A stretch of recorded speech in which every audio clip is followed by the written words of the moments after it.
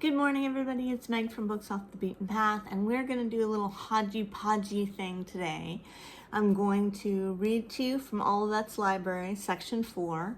I'm going to show you a book I'm reading. I'm going to show you some cross-stitch that I got. And it's just sort of a catch-all Sunday. It's a slow Sunday for me. It's a rainy Sunday. Yes, I am skipping church. Yes, I admit it. I'm just exhausted. And there's so many things that I want to do, but I need to get my head in the right place. Okay, so the first thing we're going to do is read section 4 of Olivette's library. And then I'll probably stop the video and do the book and the cross stitch, or maybe I'll do it all in one. I don't know. Okay, so when last we left our story, Maggie was talking with Olivette in her bookstore, and she was telling Olivette about the cancer diagnosis and losing her job, and she was just in a state. And Olivette is trying to help. So here we go. I'm going to start with the paragraph before when I left off. She reached out and took my hand in hers. Darling, I know that. Don't get all offended. I was just telling you that that's a word you can put aside. Now on to the tumor. I'm sure your Dr. Sheridan was talking about Gerald Rose, and he's the best oncologist in the city. Yes, you might have a rough go of it for a while, but you'll be getting the best of care. Besides, what options do you have? Are you just not going to go in for treatment? I don't know what I'm going to do. Oh, Olivette, I'm so scared. Olivette walked to the other side of the room and leaned her hip on the counter. She took another sip of wine and said, "Have you told your mother?" I shook my head. No, and I don't know if I'm going to. So she won't notice you being in the hospital undergoing treatment. I thought I could tell her I was on a work trip or something. She rolled her eyes and sat down across from me. Listen to me, Maggie. No mother wants her child to suffer. Your mother is a strong woman. Why not let her be there for you? I was just talking to one of the witches today, and you know how much I despise them. But she was telling me of a problem she was having with her daughter. And Olivette, just stop. I poured myself some more wine. If you're trying to change the subject, it's not going to work. You know there's no such thing as witches. There are Wiccans who worship nature, but no such thing as witches. Olivette gave me a playful slap on the hand. Fine, I won't argue with you about this tonight, but she tapped her finger on the side of her head. You don't know the same things I know. Now let's get back to you. As far as I understand, you plan to tell your mother you are on a work trip while you go to the hospital for cancer treatment, which you are worried you can't afford.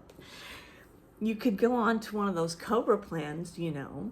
I know, I said, drinking some more wine. We sat in silence for a while, then Olivette just came out and asked me if I was afraid to die.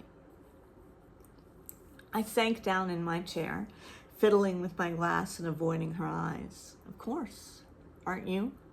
She threw her head back and laughed. Not in the least. It's just transitioning, Maggie. Your father was a minister. Don't you believe in God and heaven and all that? I rested my chin in my hand. I don't know exactly. I want to, but I guess I've never really been sure. Not like the rest of my family, of course. Everything works out for them anyway. The bitterness in my voice could not be hidden. Look at me, darling, she said. I met her sparkling blue eyes with my tearful ones. How can I help you, darling? Because I would do anything for you. I shrugged my shoulders. I want not to have cancer, to have a good relationship with my mother and my brother and a job I love, but I don't think you can help with any of those things, so I don't know. I guess I was just hoping you could make me feel better. My life is spinning out of control, Olivette, and there is nothing I can do about it.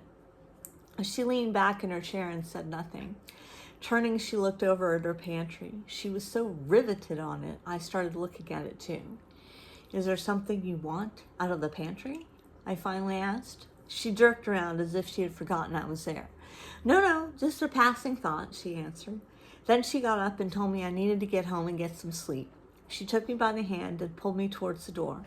She told me to come back tomorrow to look at some books for the hospital, and she shoved me out in the darkness and locked the door behind me.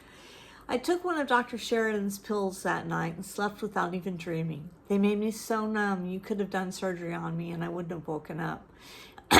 Because it was Saturday, I stayed in bed until 11 a.m., sleeping on and off, until the phone rang. It was Olivette, and she was breathless.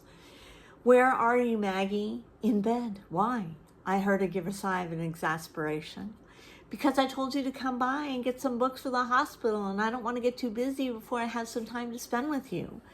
"Olivette, that's very kind of you, but I don't need any new books for the hospital. I have plenty to read," and she cut me off.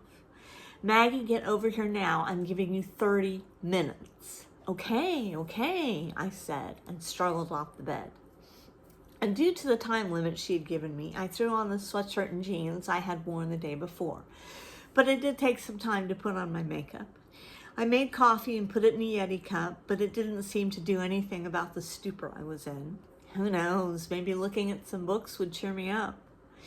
All of that, it was sleeting outside, so I bundled up in my long dark overcoat and started off. All of that opened the door with a scowl. "You're late." "Sorry, but I took one of those pills last night, the one from Dr. Sheridan, and I can barely move." "Can I look at the books while sitting down?" I begged. "We don't have time to look at books, Maggie. I just said that so I could get you down here. Now take off that horrible coat. You look like a street person." She tugged the coat off my shoulders and threw it on a chair. "Come into the kitchen. There's someone I want you to meet." I followed her, convinced she had found a faith healer for me and wondering how I would handle that. When we got into the kitchen, there was no one there. "Ambrose," she called out. "Ambrose, come out. She's finally here." Okay, so that's Olivette's Library, section 4. So tell me what you think about it. I want you to be honest. And I'm going to consider this one video, and then I'm going to come back and show you my cross stitch and my new book. I'll be back in a minute.